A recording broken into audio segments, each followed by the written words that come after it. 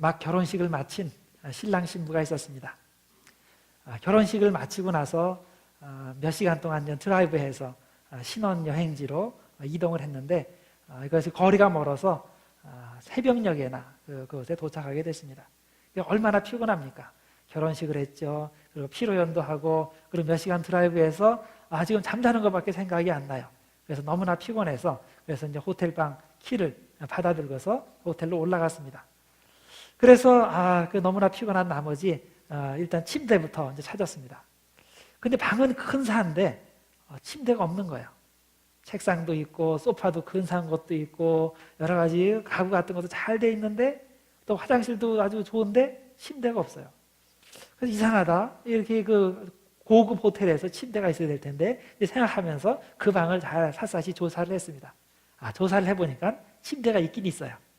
소파 베드입니다. 그 소파가 그 하이더 베드예요. 이렇게 속으로 딱 들어간 거 있잖아요.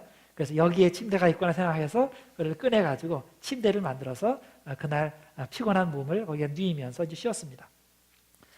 근데 아침에 일어나 보니까 허리가 뻐근해요. 침대 베드니까 그 소파 베드니까 별로 스프링이 좋지 않잖아요. 스프링이 좋지 않아서 허리가 뻐근하고 그냥 밤새 엎치락뒤치락하고 그래서 참 잠을 제대로 자지를 못했습니다. 그래서 아침에 일어나서 화가 났어요. 도대체 이렇게 신랑 신부를 대할 수가 있는가? 그래서 신랑이 아침에 일어나서 이제 세수 간단하게 하고 그리고 이제 프론트데스크로 내려갔습니다. 따지기 위해서. 그래서 매니저를 부르라고. 그래서 거기 있는 사람한테 얘기를 했습니다. 도대체 일을 어떻게 합니까? 지금 결혼식하고 온 신랑 신부한테 이런 그냥 나쁜 방을 주고 소파도 제대로 안 돼 있는 그런 방을 주는 게 말이 됩니까? 그러니까 그 점원이 이 따지는 신랑을 이렇게 쳐다보더니 의아한 듯이 이렇게 물어봤어요. 그 방 안에 큰 방 안에 있는 그 문을 열어보셨냐고. 그러니까 버뜩 스치는 것이 있어요. 그 문? 하고서 막 올라갔어요. 올라가서 벌써 그 문을 딱 여니까 그 안에 침실이 따로 있는 거예요. 거기가 옷장인 줄 알고 그 문을 열어보질 않은 거예요. 그래서 열어보니까 거기에 꽃도 장만되어 있고 아름다운 좀 맛있는 거 과일들도 이렇게 해놓고 진짜 근사한 침실이 거기에 있는 건데 그걸 모르고서 엉뚱하게 지금 이 소파 베드에서 잠을 자느라고 그 고생을 한 겁니다. 이해할 만해요. 평소에 고급 호텔을 많이 다녀본 사람 같으면 그러면 옆에 방이 또 하나 있을 거라고 생각을 할 텐데 처음 가보거든요. 그래서 방도 널찍하고 그러면 당연히 침대가 있을 줄 알았는데 침대가 없는 거예요. 그래서 이제 그걸 생각해 보지도 못한 겁니다. 만약에 침대가 있을 거라는 걸 기대를 했다면 그 문도 열어봤을 거예요. 참 비참한 상황입니다. 어떻게 생각하면 참 아주 어리석은 그런 일 같지만은 실제로 그런 일을 우리들이 당할 수가 있습니다.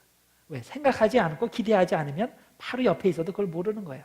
문만 열면 그 좋은 침대방이 있는데 그걸 모르고 그 고생을 했습니다. 제가 이렇게 매주일마다 이렇게 열심히 예배드리러 오시는 분들을 보면 그럼 가끔 이런 생각이 들어요. 제대로 알고서 지금 예배드리러 오시는가? 어떤 분들은 이렇게 보면 바로 그 침대방을 옆에 두고도 고생을 하는 그런 신랑 신부와 같이 신앙생활 하시는 분들이 있는 것을 간혹 발견하게 됩니다. 진짜 조금만 손을 뻗쳐서 그래서 천국의 길을 발견해서 그 천국의 문을 열면 진짜 원하는 그 천국의 삶을 살 수 있는데 그걸 몰라가지고 그걸 기대를 하지 않기 때문에 그것을 문을 열지 못하는 경우들이 많이 있습니다. 여러분들 교회 나올 때 뭘 기대하고 나오세요? 그냥 아무 기대 없이 그냥 오늘도 주일이니까 그냥 습관 삼아 그렇게 오십니까?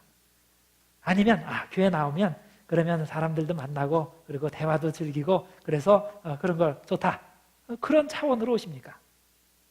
여러분 우리가 교회 나와서 천국이 아닌 것을 가지고 만족하며 돌아가는 경우들이 많이 있습니다. 조금만 올바로 알아서 그 천국의 문을 열기만 하면 하나님께 예비하신 놀라운 천국의 복을 소유할 수 있는데 그걸 기대도 하지 않고 그것도 모르고 그래서 엉뚱하게 딴 생각만 하다가 돌아가는 경우들이 있을 수 있다는 것입니다. 오늘 성경 말씀에 보면 이 천국에 대해서 설명하시는 그런 내용이 있습니다. 오늘 특별히 13절, 14절에 보면 천국의 문을 여는 것에 견줄 수 있는 것이 하나 소개되는데, 그것이 바로 예수 그리스도의 희생의 피를 통해서 구원받는다는 그런 이야기입니다. 그래서 13절과 14절에 이렇게 말씀합니다. 장로 중 하나가 응답하여 나에게 이르되 이 흰 옷 입은 자들이 누구며 또 어디서 왔느냐? 내가 말하기를 내 주여 당신이 아시나이다 하니 그가 나에게 이르되 이는 큰 환난에서 나오는 자들인데 어린 양의 피에 그 옷을 씻어 희게 하였느니라. 자, 이 구절이 무엇입니까? 여기 어린 양의 피라는 그런 표현이 있는데, 진짜 그 예수님의 피가 우리 몸에 이렇게 딱 뿌려지면 그러면 이게 물리적으로 우리 옷이 깨끗하게 변하고 내가 깨끗하게 된다는 그런 의미겠습니까? 물론 그런 것은 아니죠. 영적인 의미가 여기에 담겨 있습니다. 우리들이 예수 그리스도의 구속의 은혜로 희생적인 죽음을 믿음으로 말미암아 그것을 통해서 용서함을 받고 구원을 얻게 되고 천국의 기쁨을 소유하게 된다는 그런 영적인 의미입니다. 여러분들, 예수 그리스도의 피에 씻김을 받는다. 자, 이런 것을 들을 때 이건 너무 원색적이다 그렇게 느끼지 않으세요? 이런 원색적인 가르침에 그래서 거부감을 느끼시는 분들이 있을지 모릅니다. 우리가 믿는 하나님이 정말로 사랑의 하나님이라면 어째서 구원을 얻는 모든 사람들한테, 그 불쌍한 영혼들한테 일괄적으로 구원을 주시지 않는가? 어떤 종교를 믿든지 어떤 가치관을 가지고 살든지 좀 보기에 그다지 나쁘게 생활하지 않는 사람은 그 마음씨 좋으신 하나님께서 다 구원해 주시고 다 천국으로 인도해 주시지 않을까? 그리고 예수님을 꼭 믿어야 한다면 예수님의 고상한 윤리적 가르침이나 아니면 약자 편에서는 그 예수님의 정치적 견해 이런 걸 믿으면 구원을 주시는 것.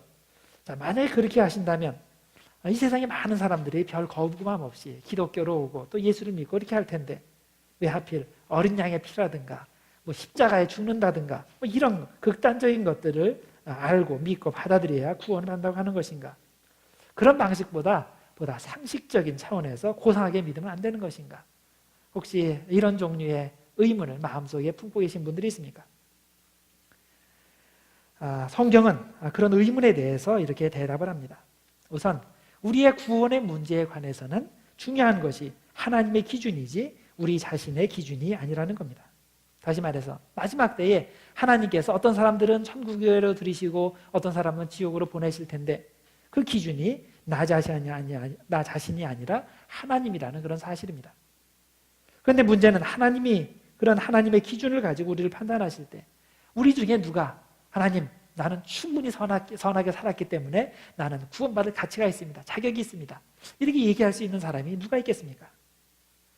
우리가 하나님을 완전하신 분이라고 고백하고 있는데 누가 그 완전하신 하나님의 수준에까지 올라가서 하나님, 나는 당신의 수준에 맞췄습니다. 마지막에 이렇게 얘기할 수 있는 사람이 누가 있겠습니까? 아무도 그렇게 할 수 없습니다. 우리 스스로가 그걸 잘 알고 있습니다.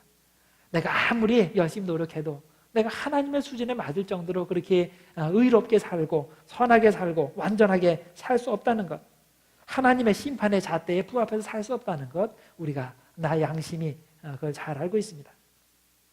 그런데 현재 우리가 모두 가지고 있는 생각은 무엇입니까? 우리는 이런 생각을 가지며 살아요. 우리 속에는 다 이런 생각이 있는데 뭐냐면 나는 그래도 괜찮은 사람이야. 나 정도 살면 특별히 잘난 것도 없지만 특별히 지옥 갈 일도 없어. 나 정도면 괜찮게 신앙생활하는 사람이야. 대개들 이렇게 생각을 합니다. 그리고 내 친구들 중에 진짜 나쁜 놈들 많이 있는데 걔들에 비하면 나는 지금 천사처럼 살고 있어. 대개 이렇게 생각을 하면서 합니다. 그런데 우리가 이런 식으로 자신의 양심을 위로하며 아니한다고 해서 하나님의 심판의 기준이 바뀌는 것은 아닙니다. 하나님은 우리의 상황과 상관없이 하나님이 정하신 심판의 기준을 가지고 우리를 심판하십니다. 다시 말해서 하나님께서 심판하시는 잣대는 나보다 못한 사람과 나를 비교하시는 것도 아니고 나보다 조금 잘난 사람, 더 선하게 사는 사람과 나를 비교하시는 것도 아니고 오직 한 분만 나의 신앙의 잣대가 됩니다. 그분이 바로 완전하신 예수 그리스도십니다. 성 프란시스나 테레사 수녀나 유명한 어떤 성인 그런 사람들과 나를 비교하시는 것도 아닙니다. 심판의 기준은 오직 완전하신 예수 그리스도. 우리가 이것을 깨달을 때 우리는 더 이상 자신의 보잘것없는 선행을 자랑할 수도 없고 아무리 노력을 해도 내가 하나님의 심판의 기준에 부합할 수 없다는 것을 깨닫게 됩니다.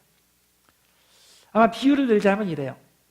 여러분들 동네에서 야구 하시는 분들 있죠. 동네 야구. 그럼 뭐 이 중에서도 좀 나는 소프트볼 굉장히 잘해, 뭐 야구 잘해 그렇게 생각하시는 분들이 있을 거예요.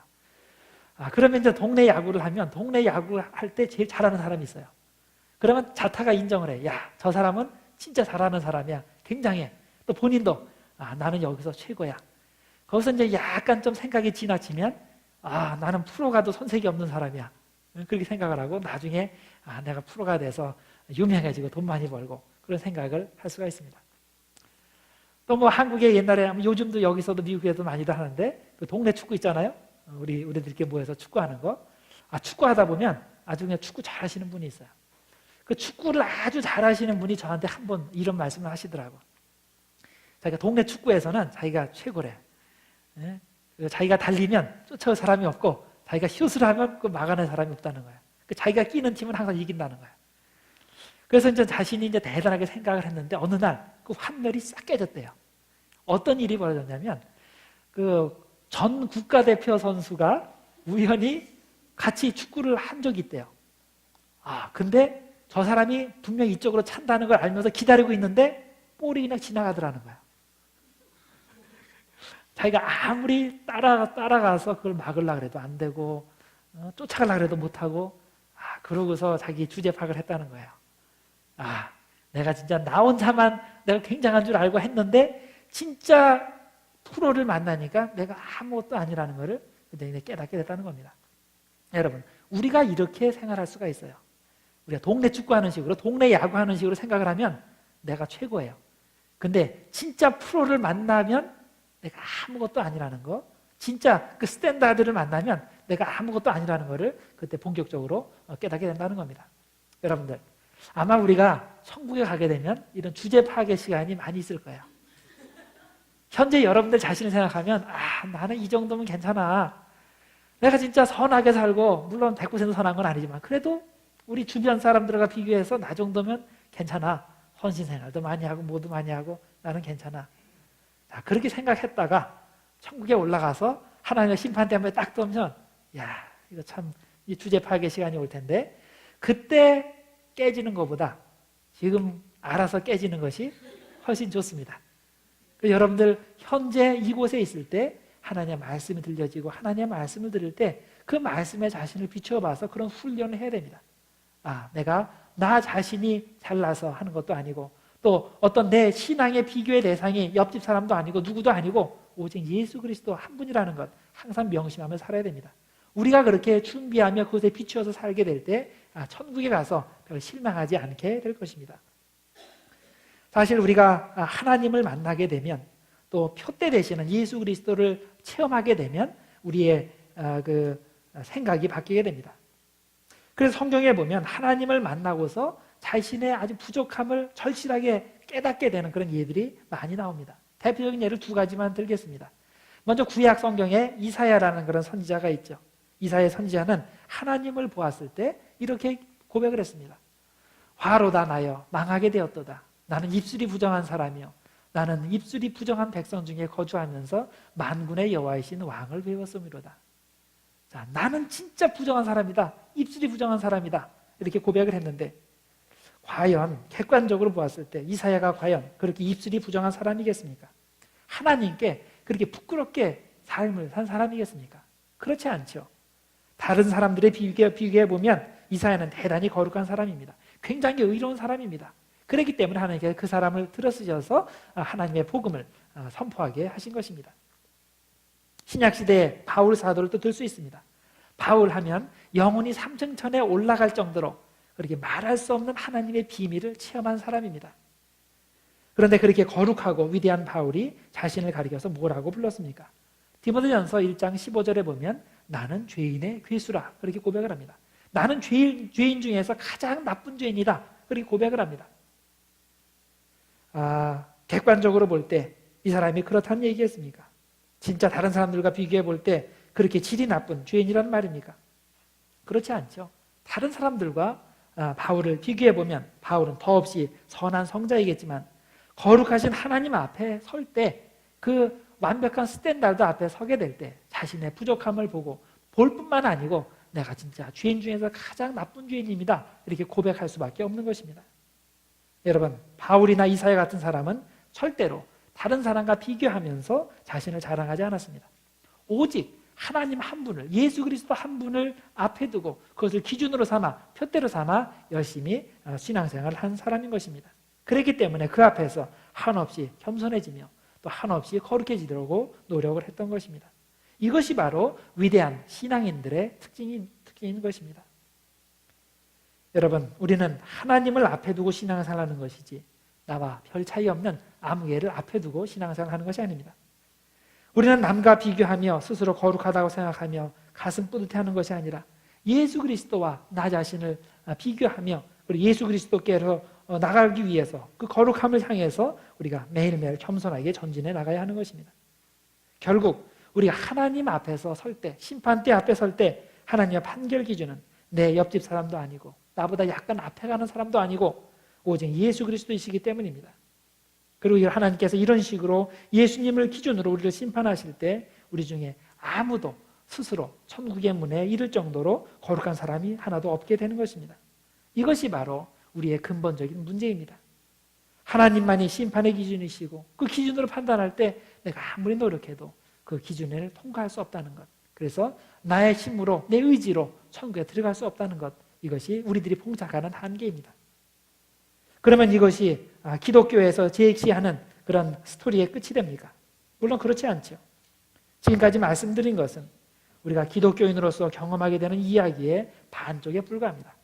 더 좋은 후반 이야기가 있는데 그것은 하나님의 은혜입니다. 내 죄가 심각하지만 내 문제가 심각하지만 그것보다 하나님의 은혜가 더 풍성하시고 더 크시다는 겁니다. 다시 말해서 우리가 예수님을 믿고 예수님의 구속의 피로 씻김을 받으면 우리가 아무리 큰 죄의 문제가 있어도 그 문제가 해결이 된다는 겁니다. 내가 진짜 회개하고 나서 하나님께서 원하시는 스탠다드에 오르기 때문에 내가 그 정도로 거룩하게 살기 때문에 이 문제가 해결되는 것이 아니라 예수님의 십자가의 희생 덕분에 예수님의 거룩한 의가 우리에게 덧입혀져서 그 일을 보고서 하나님께서 우리를 구원해 주신다는 것입니다. 그래서 본문 말씀 13절과 14절에서 천국에 들어가는 그 복받은 사람들을 향해서 두 가지 표현을 사용합니다. 하나는 흰옷 입은 사람들, 또 하나는 어린 양의 피에 옷을 씻어 깨끗하게 된, 희게 된 사람들. 이 두 가지 표현을 사용합니다. 내용은 같은 내용이죠. 마지막 날 우리가 하늘나라에서 주님 앞에 서게 될 때 우리는 자신의 힘과 능력 때문이 아니라 오직 이 어린 양의 피 덕분에, 즉 우리를 위해 돌아가신 예수님의 희생의 공로 덕분에 구원을 받게 되는 것입니다. 그래서 이렇게 주님의 은혜로 구원받은 사람들이 천국에 올라가면 당연히 주님을 찬양하게 됩니다. 여러분들, 우리가 이 세상에서는 할 일들이 많아요. 근데 천국에 올라가면 딱 한 가지만 합니다. 주님을 찬양하고 예배하는 겁니다. 그렇게 평생토록 영원토록 하나님을 찬양하고 예배할 수밖에 없는 것이 우리의 힘으로 천국에 간 게 아니기 때문이죠. 오직 예수 그리스도의 은총을 통해서 천국에 올라갔기 때문입니다. 그런데 우리만 그렇게 하나님을 영원히 찬양하는 것이 아니고 그곳에 있는 천군 천사들도 함께 영원히 찬양을 한다 그랬습니다. 그래서 11절과 12절에 이렇게 말씀을 합니다. 모든 천사가 보좌와 장로들과 네 생물의 주위에 서 있다가 하는 일이 뭐냐면 보좌 앞에 엎드려 얼굴을 대고 하나님께 경배하여 이르되 아멘, 찬송과 영광과 지혜와 감사와 존귀와 권능과 힘이 우리 하나님께 세세토록 있을지어다 아멘 하더라. 자, 여기에 보면 하나님께 모두 있고 모두 있고 모두 있고 모두 있고 쭉 얘기를 하죠. 내가 가진 건 아무것도 없는 거야. 모든 것이 다 하나님의 은혜입니다. 그럼 고백입니다. 여러분들, 이 세상에서 우리가 하나님을 찬양할 때 이런 식으로 찬양을 합니까? 하나님, 이것도 하나님 거고 이것도 하나님 거고 이것도 하나님 거고 내 건 아무것도 없습니다. 모두 하나님의 은혜입니다. 그렇게 고백을 하고 찬양을 합니까?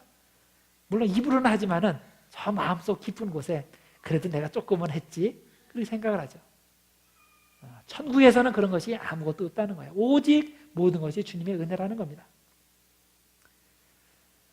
구원받은 사람들이 흰옷을 입는다는 내용, 이것을 지금까지 설명드렸는데 본문 말씀에는 이런 이미지에 더해서 온갖 고난을 이기고 믿음을 지키는 이미지가 부연 설명되어 있습니다.